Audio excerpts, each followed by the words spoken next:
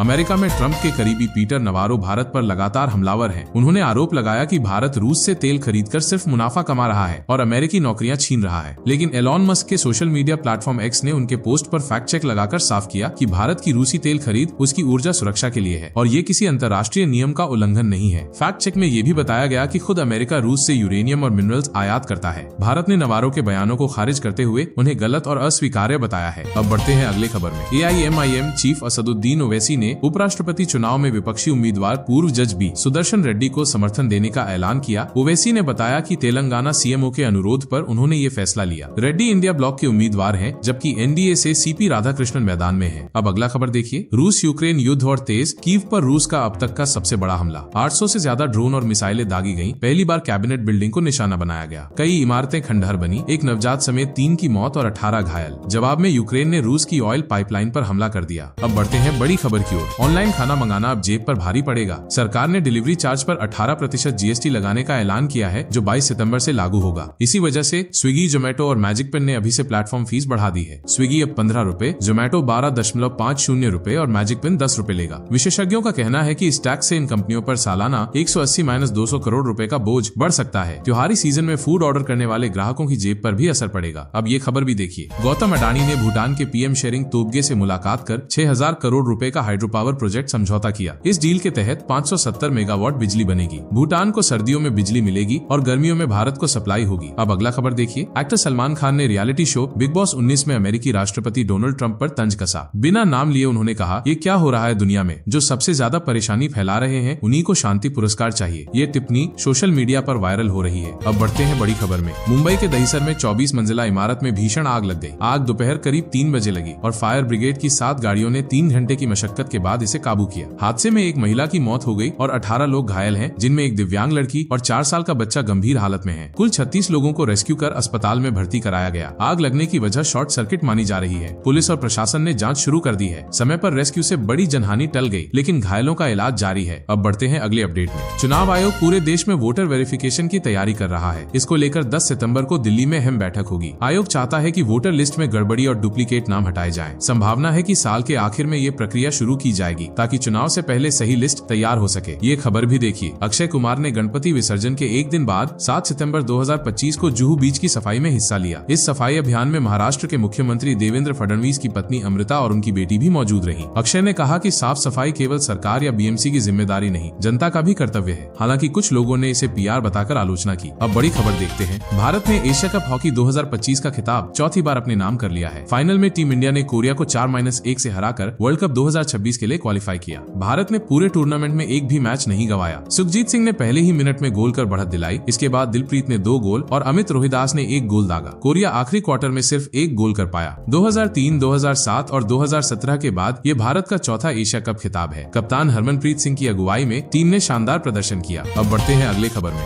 बिहार चुनाव 2025 को लेकर दिल्ली में आज बड़ी बैठक होगी। राहुल गांधी इंडिया गठबंधन के 3 नए दलों की सीटों पर फैसला करेंगे। माना जा रहा है कि इस मंथन से गठबंधन की रणनीति और सीट बंटवारे पर तस्वीर साफ होगी। सभी दलों की नजर इस बैठक पर टिकी है। अब आगे बढ़ते हैं। अरविंद केजरीवाल ने गुजरात में प्रेस कॉन्फ्रेंस कर केंद्र सरकार पर अमेरिकी कपास पर आयात शुल्क खत्म करने का आरोप लगाया। उन्होंने कहा कि इससे भारतीय किसानों को भारी नुकसान होगा। केजरीवाल ने मांग की कि अगर अमेरिका 50% टैरिफ लगा रहा है तो भारत 75% टैरिफ लगाए। अब बड़ी खबर देखते हैं। जापान के प्रधानमंत्री शिगेरू इशिबा ने चुनावी हार के दबाव में इस्तीफा दे दिया है। अब सत्ता की बागडोर किसके हाथ जाएगी, इस पर सस्पेंस बढ़ गया है। LDP में नए नेता चुनने की होड़ शुरू हो गई है, जिनमें 64 वर्षीय साने ताकाइची, 44 वर्षीय शिंजिरो कोइजुमी और 64 वर्षीय योशिमासा हयाशी प्रमुख दावेदार हैं। वहीं विपक्ष से पूर्व PM योशिहिको नोडा और युइचिरो तामाकी भी चुनौती पेश कर रहे हैं। संसद में LDP का बहुमत घटने से स्थिति अनिश्चित बनी हुई है। अब ये खबर भी देखिए। उत्तर प्रदेश CM योगी आदित्यनाथ ने BCCI से बड़ी अपील की है। उन्होंने कहा कि 25 करोड़ आबादी वाले राज्य के लिए एक रणजी टीम काफी नहीं है। योगी ने मांग की कि यूपी में 4 रणजी टीमें बनाई जाएं, ताकि युवाओं को ज्यादा मौके मिले। इस पर खेल प्रेमियों और मोहसिन रजा ने खुशी जताई। अब बढ़ते हैं अगले खबर की ओर। यमुना बाढ़ प्रभावित इलाकों में अब स्वास्थ्य संकट गहराने लगा है। राहत शिविरों में शिफ्ट हुए लोग बुखार, चकत्ते और फंगल इन्फेक्शन जैसी बीमारियों से जूझ रहे हैं। प्रशासन ने हेल्थ कैंप और एम्बुलेंस की व्यवस्था की है, ताकि पीड़ितों को तुरंत इलाज मिल सके।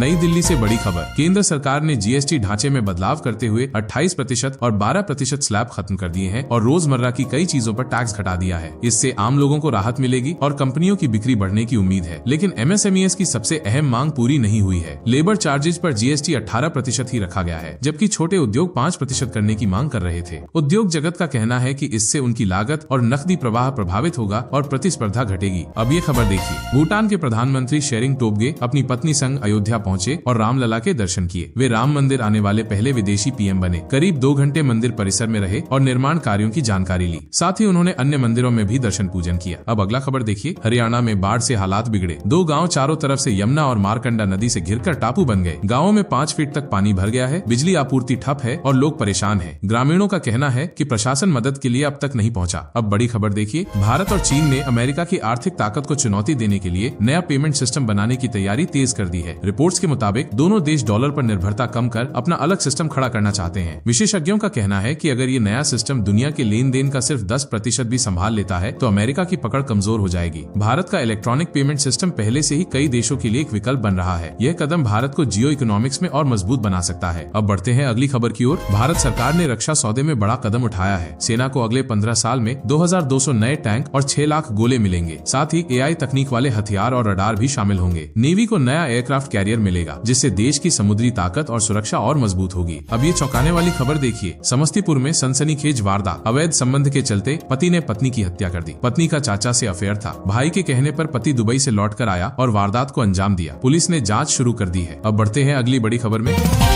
बिहार ने सड़क निर्माण और ग्रामीण कनेक्टिविटी में देश भर में पहला स्थान हासिल किया है। कभी गड्ढों वाली सड़कों के लिए चर्चित बिहार अब सड़क क्रांति की मिसाल बन गया है। सीएम नीतीश कुमार के नेतृत्व में नाबार्ड की मदद से हजारों नई सड़कें और पुल बने हैं, जिससे गांव सीधे शहरों से जुड़ गए हैं। 2005 में जहां 14,468 किलोमीटर सड़कें थीं, अब बढ़कर 26,000 किलोमीटर से ज्यादा हो गई हैं। इस बदलाव ने न सिर्फ सफर आसान किया है, बल्कि रोजगार, शिक्षा और आर्थिक विकास को भी नई रफ्तार दी है। अब बढ़ते हैं आगे की खबरों में। कुल्लू में सुबह हुई भूस्खलन की घटना में 2 घर ढह गए। इसमें एक की मौत, 3 गंभीर रूप से घायल और 6 लोग मलबे में फंसे हैं। मुख्यमंत्री सुखविंदर सिंह सुक्खू ने प्रभावित परिवारों से मुलाकात की और बचाव कार्य तेज करने का निर्देश दिया। अब ये खबर देखिए, मुंबई पुलिस को देर रात व्हाट्सएप पर धमकी भरा मैसेज मिला। इसमें दावा किया गया कि 14 आतंकी मुंबई पहुंच चुके हैं और 400 किलो आरडीएक्स से बड़ा ब्लास्ट कर सकते हैं। धमकी मिलते ही पुलिस ने हाई अलर्ट जारी कर दिया है और क्राइम ब्रांच ने जाँच शुरू कर दी है। अब बढ़ते हैं बड़ी खबर में। दिल्ली एनसीआर की तर्ज पर अब यूपी में भी बनेगा लखनऊ एससीआर। योगी सरकार ने लखनऊ के साथ सीतापुर, उन्नाव,